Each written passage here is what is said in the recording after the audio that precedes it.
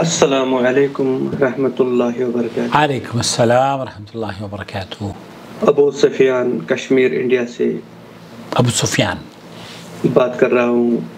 تو عاقل بھائی بہت ڈلائٹ فل رہتا ہوں جب آپ کو یوٹیوب پہ دیکھتا ہوں۔ بہت شکریہ، اللہ آپ بہت کو شکریہ۔ سلامتی عطا کرے، آپ کو اللہ آپ بھی، کو اپنی حفظ امان میں رکھے، اللہم آمین آمین یا رب آمین۔ العالمین۔ تو میرا سوال ہے عاقل بھائی، سفر میں ہو انسان یا کہیں دور ہو جی تو وہاں سے جنازہ نکل رہا ہوگا کسی کا، تو کیا ہم بغیر وضو کے اس میں شمولیت کر سکتے ہیں جبکہ وہاں پانی بھی نہ ہو اور ٹائم کی قلت ہو؟ برائے مہربانی کر کے مجھے بتائیے۔ بالکل بالکل، نحمدہ و نصلی علی رسول الکریم، اما بعد۔ دوست، آپ کی محبتوں کا بہت شکریہ، آئی ایم اوبلائٹ، اور مجھے آپ نے کہا کہ آپ بہت مجھے دیکھ کر خوشی کا اظہار کرتے ہیں اور اچھا لگتا ہے۔ یہ باتیں سن کر بھی مجھے اچھا لگتا ہے، جیسے آپ کو دیکھ کر اچھا لگتا ہے، مجھے بھی آپ کی باتیں سن کر بہت اچھا لگتا ہے۔ بہت خوبصورت، چھوٹا سا اور بہت ہی واضح سوال ہے۔ دیکھیے، وضو شرط ہے نماز کے لیے۔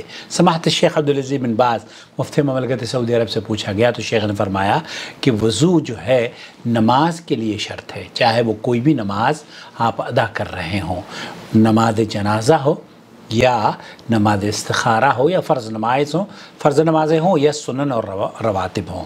البتہ یہ کہنا کہ غسل اگر کوئی میت کو دیتا ہے تو وہ باوضو ہو یا کندھا دینے کے لیے باوضو ہونا، یہ شرائط میں سے نہیں ہے، یہ شرائط میں سے نہیں۔ اگر ایک آدمی باوضو ہے فبیہا، بہت اچھی بات ہے، لیکن آیا اس کے اوپر باوضو ہونا یہ شرط ہے؟ یہ شرط نہیں ہے۔ کیوں؟ کیونکہ نماز کی مشروعیت کو اللہ رب العالمین نے وضو سے جوڑا ہے۔ البتہ غسل میت کو غسل دینا یا میت کو کندھا دینا یا میت کو دفن کرنا یا میت کو مٹی ڈالنا، یہ وضو شرط نہیں ہے یہاں پر۔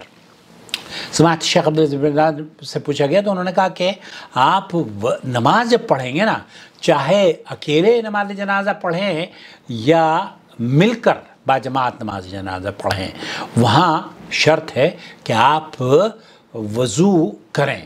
لیکن اگر آپ کی وضو نہیں ہے اور آپ کندھا دے رہے ہیں، وضو نہیں ہے، آپ میت کو دفن کر رہے ہیں، افضل ہے اگر آپ باوضو ہیں، بہت اچھی بات ہے۔ لیکن اگر وضو نہیں ہے تو جائز ذالک، پھر اس پہ کوئی ممانعت انشاءاللہ تعالی نہیں ہے۔ مجھے امید ہے آپ یہی جاننا چاہ رہے تھے۔ السلام علیکم ورحمۃ اللہ وبرکاتہ۔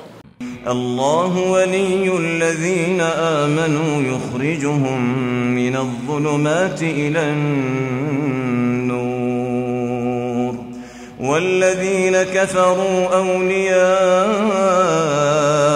الطاغوت یخرجونهم من النور إلى الظلمات أولئك أصحاب النار هم فيها خالدون۔